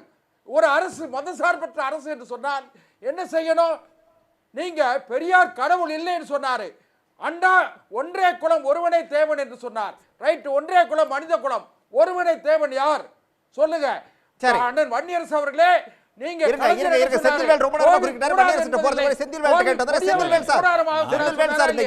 எடப்பாடியோட பேச்சு எப்படி பாக்குறீங்க? இப்போ நம்ம செல்வம் குறுக்கிட்டது, அதே போல செல்வம் பேசுனது, அண்ணாமலையோட பேச்சு, இதுக்கெல்லாம் சேர்த்து மொத்தமா பேசிருங்க சார். ரொம்ப நேரமா குறுக்கிட்டீங்க. ஒரே விஷயம்தான். நமச்சிவாய வாழ்க, நாதன் தாழ்வாழ்க, இமைப்பொழுதும் எண்ணெஞ்சில் நீங்காதான் தாழ்வாழ்க, கோகலி ஆண்ட குறுமனிதன் தாழ்வாக, ஆகமம் ஆகி நின்று அன்னிப்பான் தாழ்வாழ்க, ஏகன் அநேகன் இறைவன் அடிவல்க என்று சிவபுராணத்தை பாடினார் அல்லவா என்னுடைய சகோதரர் தூத்துக்குடி செல்வம். இதே சிவபுராணத்தை பாடி நெஞ்சமெல்லாம் சிவநாமத்தை தாங்கி காதலாகி கசிந்து கண்ணீர் மல்கி ஓதுவார் தம்மை நன்னெறி குய்ப்பது வேதம் நான்கில் மெய்ப்பொருளாவது நாதன் நாமம் நமச்சிவாய என்று சிதம்பரம் கோயில்ல ஒரு ஹிந்து ஓதுவார், ஆறுமுகசாமி ஓதுவார். அவர் ஹிந்து சைவ ஓதுவார். அவர் போய் தேவாரம் பாடுறதுக்கு போனாரு. அவர் போய் அங்க பைபிள் ஓத போகல, அவர் போய் குர்ஆன் ஓத போகல. சிதம்பரத்தில் தேவாரம் பாடுறதுக்கு போன அந்த ஆறுமுகசாமி ஓதுவாரை அடித்து காயப்படுத்தி வன்முறை செய்து அவரை தாக்கி வெளியில தூக்கி வீசியது ஹிந்துக்கள், தீட்சிதர்கள். எங்க சார் போச்சு இந்து முன்னணி? எங்க போச்சு இந்து முன்னணி? எங்க போச்சு ஆர்எஸ்எஸ்? தூத்துக்குடி செல்வம் எங்க இருந்தாரு? ஹெச் ராஜா எங்க போனாரு? தீர்த்துக்குடி அந்த எப்படி ஒரு ஹிந்துவை தாக்கலாம்? ஏப்பா தேவார பாடுறது ஒரு குத்தமா கோவில்ல என்று அன்றைக்கு தீட்சிதர்களுக்கு எதிராக செல்வம் சார்ந்த பொறுமையா இருந்தேன், அமைதியா இருந்தேன். அன்றைக்கு தீட்சிதர்களுக்கு எதிராக கொந்தளிச்சிருக்கணும். ஆனால் செல்வம் முடிச்சிட்டு செல்வம் இப்பொழுது தெரிந்து கொண்ட செல்வம் அவர் முடிச்சிரட்டும். கிரிக்கெட்ல அமைதியா இருக்கணும். முடிச்சிரட்டும் பேசுங்க. நீங்க பேசும்போது அமைதியா இருக்கணும். நான் முடிச்ச அப்புறம் நீங்க பேசுங்க. அன்றைக்கு ஆறுமுகசாமி ஓதுவார அடித்து தூக்கி வெளியில் வீசிய போது தீட்சிதர்களுக்கு எதிராக எத்தனை பேர் போராட்டம் பண்ணீங்க? அதே கோயில்ல லதா என்ற ஒரு சகோதரிய தீட்சிதர் தர்ஷன் என்பவர், ஐயா அர்ச்சனையை கொஞ்சம் நல்லா பண்ணி கொடுங்க ஐயா, கவனக்குறைவா இருக்கீங்களையான்னு கேட்ட ஒரு கேள்விக்கு ஓங்கி கன்னத்தில் அப்புனாரு. அடி வாங்கியது ஹிந்து சகோதரி, அடித்தது ஒரு ஹிந்து தீட்சிதர். எத்தனை பேர் போராடினீங்க? ஒரு ஹிந்து சகோதரி அடி வாங்கிட்டாங்கன்னு அவங்களுக்கு திருட்டு பட்டம் சுமந்துனீங்க. சார் என்ன கதை விடுறீங்க? என்ன திடீர் ஏன் இதை கேட்கறனா? ஹிந்துக்கள் எல்லோரும் ஒற்றுமையாக இருக்க வேண்டும் என்று மாநாடு நடத்தப்படுகிறது என்று ராஜகோபால் ஐயா சொன்னார். ஏன் சார் தீட்சிதர்களும் ஆறுமுகசாமி ஓதுவாரும் ஒற்றுமையா இல்ல? அந்த ஒற்றுமையை வலியுறுத்தி நீங்க ஏன் அன்னைக்கு யாரும் போராடல? சார் வேணாம் சார், விட்டுருங்க. வைணவத்துக்கு வாங்க. நீங்க என்ன பண்றீங்க வைணவத்துல? இந்த காஞ்சிபுரம் கோயில்ல ஹிந்துவுக்கும் முஸ்லிமுக்கும் சண்டையா? ஹிந்துவுக்கும் கிறிஸ்தவருக்கும் சண்டையா? சார் பாசுரம் பாடுறதுல 2 வைணவர்களுக்கு இடையில சண்டை, அடிபடி, கெட்ட கெட்ட வார்த்தையில திட்டிக்கிறாங்க. சாமியை நடுரோட்ல நீ பாட்டிட்டு போச்சா ஹிந்து முன்னணி? ஹிந்துக்களின் ஒற்றுமை அங்க நிலைநாட்டுவதற்கு போனீங்களாங்க? சார் இதே திருச்செந்தூர் முருகன் கோயில்ல என் பாட்ட முப்பாட்டனை உள்ள விட மாட்டேன்னு நாங்க லண்டன் பிரிவியூ கோர்ட் வரைக்கும் போய் வழக்கு வாதாடினோம். அன்னைக்கு எங்களுக்கு ஆதரவாக இருந்தது யாரு? நீங்க வந்தீங்களா? ஆர்எஸ்எஸ் வந்துச்சா? சார் இதெல்லாம் நடந்துச்சா இல்லையா? நடந்துச்சா இல்லையா? திருச்செந்தூர் கோயிலுக்குள்ள எங்க பாட்ட முப்பாட்டம் உள்ள போனதுக்காக தீட்டு கழித்தீர்களா இல்லையா? அபராதம் விதித்தீர்களா இல்லையா? சாந்துப்பட்டர் மீனாட்சி அம்மன் கோயில்ல ஒரு காலம் கிடையாது சார். தேவையில்லாம போய் பையா சொல்லாதீங்க. முப்பாட்டனை கோயிலுக்குள்ள விட்டதுக்காக அன்னைக்கு சார் ப்ளீஸ் நான் பேசுறது அமைதியா இருங்க. கிடையாது சார், நான் பேசுறது எல்லாமே டாக்குமெண்ட். ராஜகுமார் சார் நீங்க you may be IAS officer, but நீங்க மட்டும் புத்திசாலி நினைக்காதீங்க. நான் உங்களுக்கு பதில் சொல்றேங்க. நான் உங்களுக்கு பதில் சொல்றேன். எரர் அப்படினா நீங்க எனக்கு பதில் இல்ல. நீங்க இவ்வளவு நேரம் என்ன சொன்னீங்க? நான் யாருக்கும் எதிர்க்கருத்து சொல்ல மாட்டேன், பதில் சொல்ல மாட்டேன்ட்டு இப்ப என்ன எனக்கு பதில் சொல்றேன்? ஏன் எனக்கு புரியல. ஹெச்ராஜா பேசினா அது கிடையாது, அத கணக்குல எடுத்துக்க கூடாது. ஏன் கணக்குல எடுத்துக்க கூடாது? நீங்க முடியுங்க, நான் பேசுறேன். சார் ஒரே ஒருத்த ராஜா திருவேங்கடம் ஹெச்ராஜா நீங்க பேசிங்க, அது உங்க கருத்து. ராஜா திருவேங்கடம் என்னுடைய கருத்து ஒன்றுதான். ஹெச்ராஜா தனியா பேசல, இந்த மாநாட்டை மையப்படுத்திய ஒரு கருத்து பிரஸ் மீட், இந்த மாநாட்டுக்கான பிரஸ் மீட், அதுல பேசுறாரு. முஸ்லிம்களும் கிறிஸ்தவர்களும் உபூதி வச்சுக்கலன்னா அவங்க தமிழர்களே இல்லைங்கிறாரு. சார் நான் என்ன சொல்றேன், தமிழன் என்றாலே ஹிந்து தாங்கிறாரு. தமிழன் ஹிந்துவா இல்லைன்னா அவன் தமிழனே இல்லைன்னு பேசுறாங்க சார். இதே அர்ஜுன் சம்பத் பேசியிருக்கிறாரு, ஹெச்ராஜா பேசியிருக்கிறார். நான் என்ன கேட்கிறேன், எங்க ஊர்ல இருக்கக்கூடிய அப்ப கிறிஸ்தவ நாடார்கள் யாரு? தமிழர்கள் இல்லையா? கிறிஸ்தவ மீனர்கள் தமிழர்கள் இல்லையா? ஒடுக்கப்பட்ட கிறிஸ்தவர்கள் தமிழர்கள் இல்லையா? சார் அவ்வளவு பேர் எங்க அங்காளி பங்காளி சார், அவ்வளவு பேர் என் மாமா மச்சான். அவங்கள தமிழர்கள் இல்லைன்னு சொல்றதுக்கு நீங்க யாரு? நீங்க தமிழ் கடவுளை முருகனை வச்சு எடுத்துட்டு இருக்கீங்க. இந்த கீழடியில இப்ப தமிழ் கடவுள் முருகனை கையில் எடுக்கிறீங்களா? கீழடி அகலாய்வுக்கு அனுமதி கொடுக்காம இருக்கிறீங்க. இவங்க திடீர் பக்தி கொஞ்ச நாளைக்கு முன்னாடி இவங்க தான் என்ன பண்ணாங்க? சரி செந்தில் சார், செந்தில் சார் இது ஒரு லாஸ்ட் 2026ல பாஜக என்ன தாக்கத்தை ஏற்படுத்தும் இந்த மாநாடு? அழகர் கோயில் மலையை உடைப்பதற்கு அனுமதி கொடுத்தது இவங்க தான். அடுத்த வாரமே திடீர்னு இவர்களுக்கு முருகர் மீது பக்தி. இதை நாங்க நம்பணும் சார். கொஞ்சம் நேரம் வாங்க. இது வந்து அரசியல் ரீதியா என்ன தாக்கத்தை உண்டாக்கும் பாஜகவுக்கு? அரசியல் ரீதியாக பாஜகவுக்கு பெரிய செட்பேக்கை கொடுக்கும் இது. ஏன் நான் சொல்லட்டுமா? அயோத்தியிலே இவங்க தோத்துட்டாங்க. அயோத்தி ராமர் கோயில் இருக்கும் அதே தொகுதியில பாஜக தோல்வி. சபரிமலை விவகாரத்தை கையில் எடுத்தார்கள், உச்சநீதிமன்ற தீர்ப்பு. ஆனா இவங்க கம்யூனிஸ்ட் கட்சிக்கு எதிராக அதை திருப்பினாங்க. சபரிமலை அமைந்திருக்கக்கூடிய அந்த தொகுதியிலேயே பாஜக தோல்வி. கர்நாடகாவில் போய் மோடி பரப்புரை செய்தார், ஜெய் பஜ்ரங் பாலின்னு. கர்நாடகாவில் பாஜக படுதோல்வி. சார் கர்நாடகாலையும் உத்தரப்பிரதேசத்திலையும் கேரளாவிலுமே இவர்கள் தோற்றுவிட்டார்கள். தமிழ்நாட்டில் தமிழர்கள் எப்பொழுதும் விழிப்போடு இருப்பார்கள். தமிழ் கடவுளை நாங்கள் ஏற்றுக்கொள்வோம். தமிழ் கடவுள் முருகனை வைத்து அரசியல் செய்யக்கூடிய யாரையும் நாங்கள் ஏற்றுக்கொள்ள மாட்டோம். Right, okay okay okay Rajagopal, இப்போ வாங்க. இங்க வந்து முருகனை வச்சு செய்யற அரசியலை தமிழ்நாட்டு மக்கள் ஏத்துக்க மாட்டாங்க அப்படிங்கிறது அவரோட பார்வை. இல்லை, முருகனை வச்சு யாரும் அரசியல் செய்யலை, அதை முதல்ல புரிஞ்சுக்கணும். இந்த முருகனை வச்சு அரசியல் செய்யறதுன்னு சொல்றதே முற்றிலும் தவறு. ரெண்டாவது, இந்து மதத்தை பற்றி இவ்வளவு விவரமா பேசணும்னா தனியாக அதுக்கு ஒரு விவாதம் வைங்க. அது வச்சுக்கலாம். இதுக்கு வாங்க. இந்து மதம் அப்புறம் மற்ற மதங்களை பற்றி நான் பேச விரும்பலை. ஏன்னா மற்ற மதங்களுக்கு எதிராக நான் பேசக்கூடியவன் கிடையாது. ஆனால் இந்து மதத்துக்கு எதிராக நீங்கள் பேசுனீங்கன்னா அதை வன்மையாக நான் கண்டிக்கிறேன். இந்து மதத்தை என்னுடைய மதத்துக்கு எதிராக நீங்கள் பேசுறதுக்கு யாரு? இந்த மதத்தை பற்றியா பேசிட்டு இருக்கோம்? முருகனை பற்றி பேசுகிறோம். இந்த மாநாட்டுக்கு நீங்கள் எதிராக இருக்கீங்கன்னா முருகனுக்கு எதிராக இருக்கீங்க. அப்போ முருகனுக்கு எதிராக இருக்கீங்கன்னு சொல்லுங்க தைரியம் இருந்தா. நான் முருகனுக்கு எதிராக இருக்கேன்னு சொல்லுங்க தைரியமா. அது சொல்றதுக்கு உங்களுக்கு தைரியம் இல்லை, வக்கு இல்லை. அதுக்கு தான் நீங்கள் வந்து இந்து மதத்தை மொத்தமாக பேச ஆரம்பிக்கிறீங்க. தீட்சிதர் எங்கெங்க வந்தாங்க முருகன் மாநாடுல? சும்மா தேவையில்லாததெல்லாம் பேசினா என்ன அர்த்தம்? ஆர்எஸ்எஸ் பற்றி பேசுகிறாங்க. ஆர்எஸ்எஸ்க்கும் கோட்சேக்கும் தொடர்பு இல்லைன்றது வந்து இல்ல திரும்ப அங்கே போக வேண்டாம், இதுக்குள்ள வாங்க. இல்ல இல்ல குற்றவியல் நீதிமன்றத்திலே முடிவாயிருச்சு. அதுக்கப்புறம் ஆர்எஸ்எஸ் ரிப்பப்ளிக் டே பரேட்ல பிரசன்ட் ஆனாங்க. இந்திரா காந்தி வந்து ஆர்எஸ்எஸ்க்கு லெட்டர் கொடுத்துருக்காங்க அவங்கள பிரைஸ் பண்ணி. இதனால இதை பற்றி பேசணும்னா விவாதம் தனியாக வைங்க, இன்னொரு நாள் பேசிக்கலாம். நான் சொல்றது முருகன் என்றால் அழகன் என்று பொருள், குமரன் என்றால் இளமை அந்த தன்மை உடையவன் என்று பொருள், ஸ்கந்தன் என்றால் அவர் திரண்ட தோள்கள் உள்ள வீரன் என்று பொருள். ஆகவே அந்த முருகனை கொண்டாடுறதுக்கு தான் இந்த மாநாடு. அந்த முருக மாநாட்டில் யாரெல்லாம் கொண்டாட வராங்களோ வரட்டும், அவங்க அதை பற்றி பேசினா உங்களுக்கு ஏங்க கஷ்டமா இருக்கு? Right right right. கலையரசி அம்மா இது வந்து முருகனை கொண்டாடுறாங்களா? ஏன்னா இங்க பாத்தீங்கன்னா எடப்பாடி கையிலேயே வேல் வந்துருச்சு இன்னைக்கு. அவங்களும் அதிமுகவுடைய முன்னாள் அமைச்சர்கள்லாம் போய் உட்காந்துருக்காங்க முன் வரிசையில். இதை முருகனை கொண்டாடுறதா பார்க்கலாமா? கொண்டாடட்டும். ஆனால் இந்துன்னு சொல்கிறவங்களுக்கு முருகனை கொண்டாடுறதுக்கு உரிமையே கிடையாது. முருகன் என்பவர் தமிழ் கடவுள். தமிழ் என்பது சைவம்.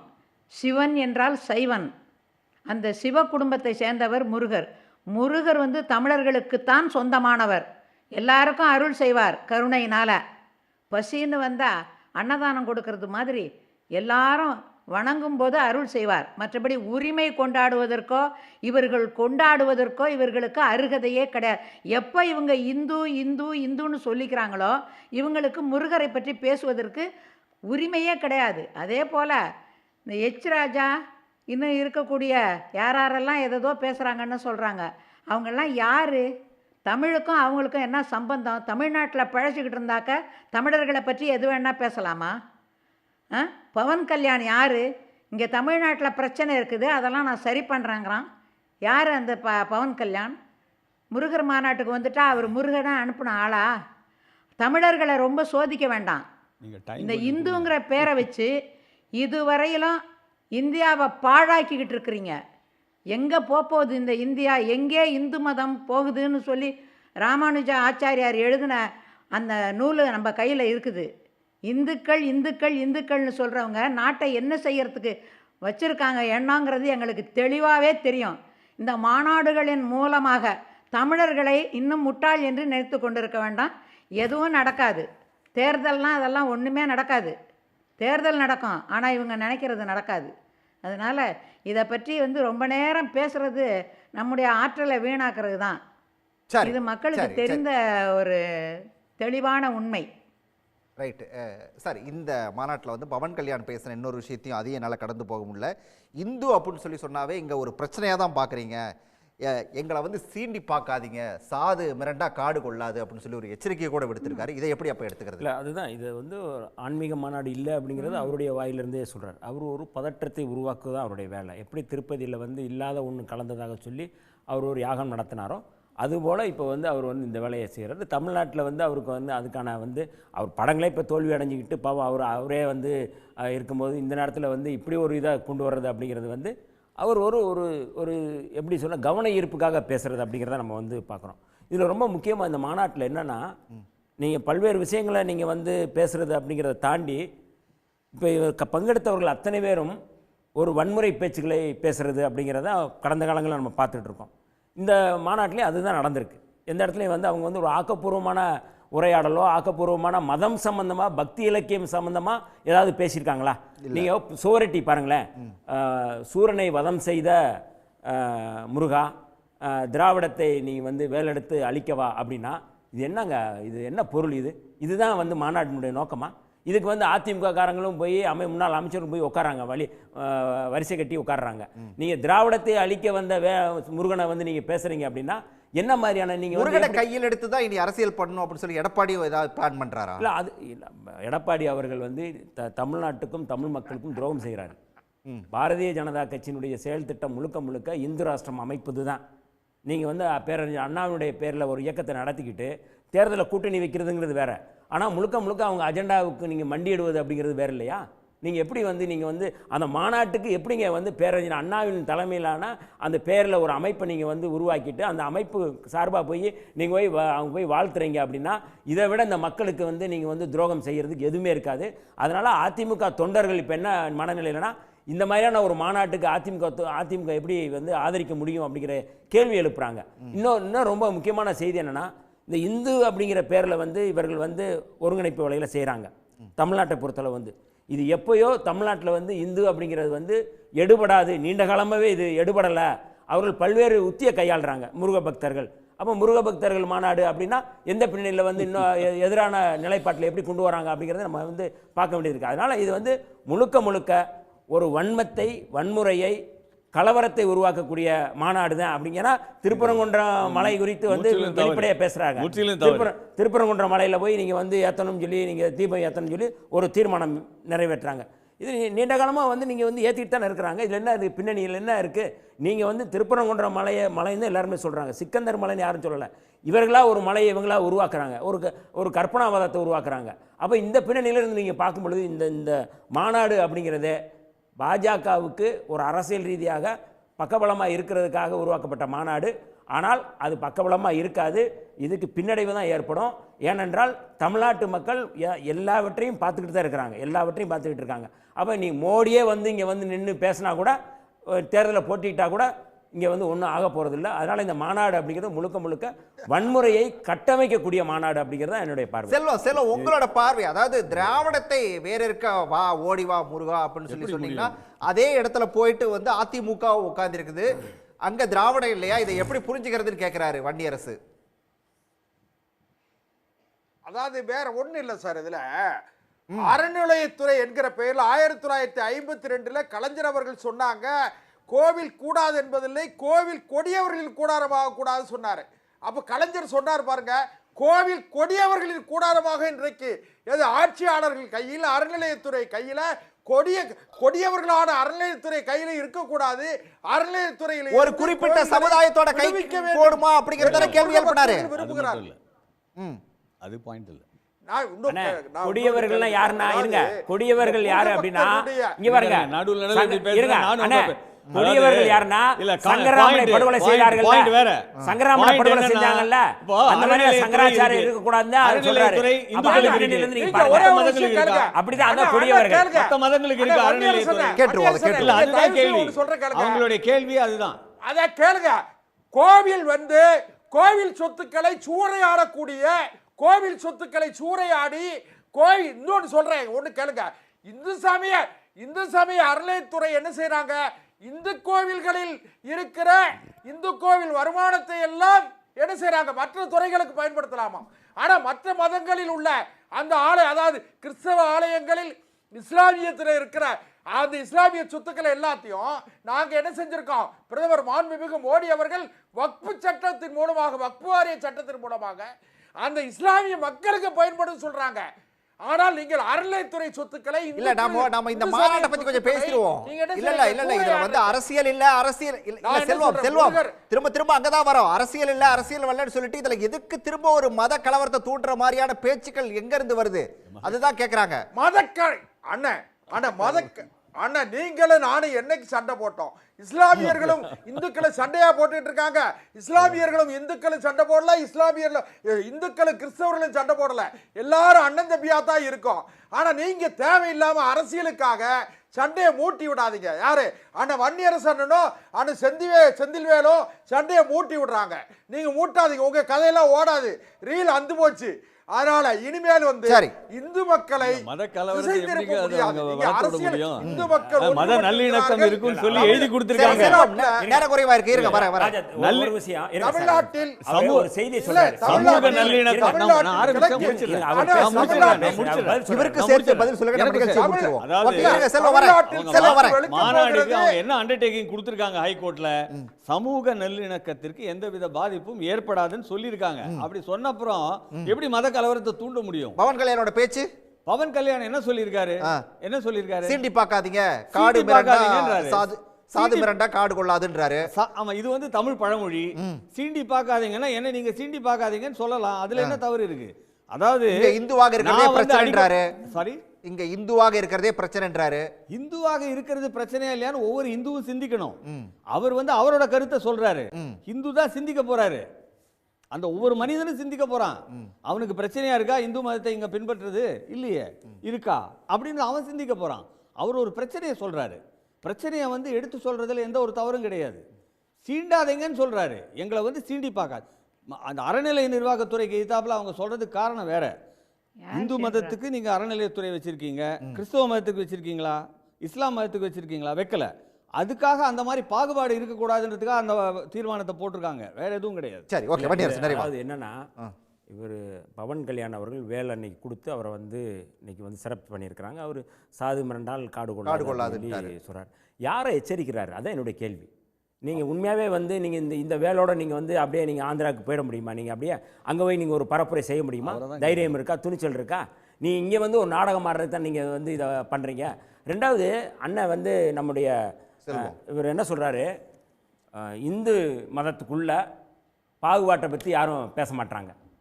இப்போ வந்து யார் வந்து வன்முறை யார் தூண்டுறாங்க, வன்முறை பேச்சை யார் பேசுகிறாங்க அப்படிங்கிறத சொல்கிறாரு. 2019 கும்பகோணத்தில் ராமலிங்கம்னு ஒருத்தர், அவர் அங்கே இருக்கிற போன முஸ்லீம்களை கூப்பிட்டு திருநீர் தடவினார், படுகொலை ஆயிடுச்சு. ராமலிங்கம் வந்து படுகொலை செய்யப்பட்டார். என்னுடைய கேள்வி என்ன அப்படின்னா, அவர்கள் மதத்தை வந்து நீங்கள் வந்து தொழுவுங்க, கும்பிடுங்க, அதை பற்றி பிரச்சனை இல்லை. ஒரு முஸ்லீம் போய் பார்த்து நீங்கள் திருநீர் பூசுறீங்க அப்படின்னா இது வன்முறையை தூண்டுறது இல்லையா? இந்த வேலையை இல்லை ஏங்க எப்ப நடந்தா இல்லைங்க, என்னைக்கோ நடக்கிறத பத்தி பேசினா நம்ம எவ்வளவோ சம்பவங்களை சொல்லிட்டே இருக்க முடியும். இவரு அறுத்ததுல இருந்து எவ்வளவோ பிரச்சனைகளை சொல்ல முடியும். ராமரை செல்பால் அடிச்சதுன்னு சொல்ல முடியும். இது வந்து பேசிட்டே அதாவது இவர் வந்து ஒரு ஐஏஎஸ் சொல்றாங்க, நம்பவே முடியல. இல்ல இவ்வளவு அநாகரிகமா பேசுறீங்க. நான் என்ன சொல்றேன், நடந்த படுகொலை நடந்திருக்கா இல்லையா? காந்திய படுகொலை 40 வருஷம் என்ன சர்வீஸ் என்ன சர்வீஸ் பண்ணீங்க? எவ்வளவு மத ரீதியா சாதி ரீதியா நீங்க எப்படி செயல்பட்டு இருக்கீங்க இப்ப தெரியுது. அது நீங்க அப்படிதான் பேசுறீங்க. இவ்வளவு வன்மத்தோட நீங்க எப்படிங்க ஐஏஎஸ் பண்ணீங்க? யாருக்கு எதிரா பேசுறேன்? இவ்வளவு யாருக்கு எதிரா பேசுறேன்? ஆமா, நீங்க என்ன மத்த சமூகத்துக்கு எதிரா நீங்க பேசுறீங்க? நான் எங்க பேசுறேன்? ஏங்க இருங்க, இந்து அறநிலையத்துறைக்கு எதிரா அவர் பேசுறாரு அப்படினா இவர் எப்படிங்க இவ்வளவு வருஷம் எப்படிங்க சர்வீஸ் பண்ணிருப்பாரு? இவ்வளவு முழுக்க வன்மத்தோட பேசியிருப்பாரு. நீங்க என்னங்க கிழிச்சீங்க? நீங்க ஐஏஎஸ் ஆபீசரா நீங்க? இல்ல என்னங்க நீங்க இருங்க, நான் கேக்குறேன். சரி, தனிப்பட்ட தாக்குதல் தனி மனிதன் இல்ல. அவர் என்ன சொல்றாரு? கொஞ்சம் அமைதியா இருங்க. நீங்க உங்களுக்கு மரியாதை கொடுத்தா நீங்க அமைதியா நீங்க அமைதியா இருங்க. எப்படி சொல்லுங்க? இந்து அறநிலையத்துறை இருங்க மிஸ்டர் இருங்க. நான் சொல்றத நீங்க கேட்கணும். நான் சொல்லி நீங்க சொல்றத நான் கேட்கணும். அதான் நல்லது. இல்ல இல்ல, நீ தப்பா சொல்றீங்க. இந்து அறநிலையத்துறை தவறா இருக்குன்னு சொல்லுங்க, நான் பதில் சொல்றேன். இதான் என்னோட கேள்வி. உங்களுக்கு ஐஏஎஸ் ஆபீசர் நீங்க யாருங்க என்ன பத்தி பேசுறீங்க? சரி சரி, வேண்டாம் தனிப்பட்ட தாக்குதல்ல பேசுறது உங்களுக்கு தான் நாகரிகம் இல்ல. சரி வாங்க, அநாகரிகமா பேசுறீங்க. நான் என்ன பேசுறேன்? இந்து அறநிலையத்துறை குறித்து நான் பேசுறேன். சொல்லுங்க, நான் பேசுறேன். நான் என்ன பேசுறேன்னு சொல்லுங்க முதல்ல. சார் கொஞ்சம் அநாகரிகமா நான் என்ன பேசுறேன்னு சொல்லுங்க முதல்ல. ராஜகோபால் சார் பேசுறது எதுவுமே கிடையாது. சரி, வண்டியரசு அறநிலையத்துறை இருக்க கூடாதுன்னு நான் சொன்னேன். அத தான் நீங்க சொல்றீங்க. நான் சொல்லல, அந்த தீர்மானத்துக்கு காரணத்தை சொன்னேன். சரி ஓகே ரைட், காரணம் சொல்லுங்க. புரிஞ்சிக்கல, தமிழ் பேச புரிஞ்சிக்கலனா நான் என்ன பண்ண முடியும்? சரி ஓகே, வாங்க விஷயத்துக்கு வாங்க. தமிழ் பேசுறது உங்களுக்கு புரியலனா நான் என்னங்க பண்ண முடியும்? தீர்மானம் முழுக்க இந்து அறநிலையத்துறை அப்படிங்கிறது பார்ப்பனர்களுக்கு ஆதரவான தீர்மானம் 1 அப்படின்னு. சார் இருங்க கொஞ்சம் அமைதியா இருக்க முடியாது, அவரோட கருத்து விட்டுருங்க. ரெண்டாவது முக்கியமானதா ஜாதி வாரியா பிரிச்சு பேசுறது. சரி ஓகே ஓகே, நேரம் இல்ல. இந்து மதமே ஜாதி ரீதியா தான் பாகுபாடு இருக்கு. நீங்க வந்து வர்ணாசிரமத்தை கட்டமைக்கிறீங்க, தாழ்த்தப்பட்டவங்க கோயிலுக்குள்ள உள்ள விட மாட்டீங்க, வடம்பிடிக்க விட மாட்டீங்க. என்னங்க இந்து மதம்? அப்ப நீங்க அத பத்தி தனியா ஒரு விவாதம் வைங்க. ஏங்க எங்களுக்கு குறித்து பேசிக்கலாம். இதுக்கு வாங்க. இந்து மதத்தை பத்தி பேசுங்க. திரும்ப சொல்ல நான் பேசி முடிங்க. நீங்க பேசி முடிங்க, சொல்ல விடுங்க. நீங்க எங்களுக்கும் இஸ்லாமியர்களுக்கும் உள்ள அந்த தூரம் இருக்குல்ல, அந்த தூரத்தை விட நாங்கள் இந்து மதத்துக்குள்ள இருக்கிற எங்களுக்கு தான் தூரமா இருக்கு இந்து மதம். அவ்வளவு பாகுபாடு. எங்களை கோயிலுக்குள்ள உள்ள விடுறாங்களா? எங்களை தெருவுக்குள்ள உள்ள விடுறாங்களா? ஏன் இன்னைக்கு அகரகாரம் சேரி இருக்கு? ஏன் நீங்க இடைநிலை சாதி தனித்தனியா இருக்கு, இந்து மதத்துடைய தனித்தனியா இருக்கு. அப்படிப்பட்ட இந்து மதத்துக்குள்ள நீங்க சமத்துவம் வேண்டும் அப்படிங்கறத எங்களுடைய கோரிக்கை. நாங்க இந்து மதத்துக்குள்ள வந்து இவ்வளவு பிரச்சனை.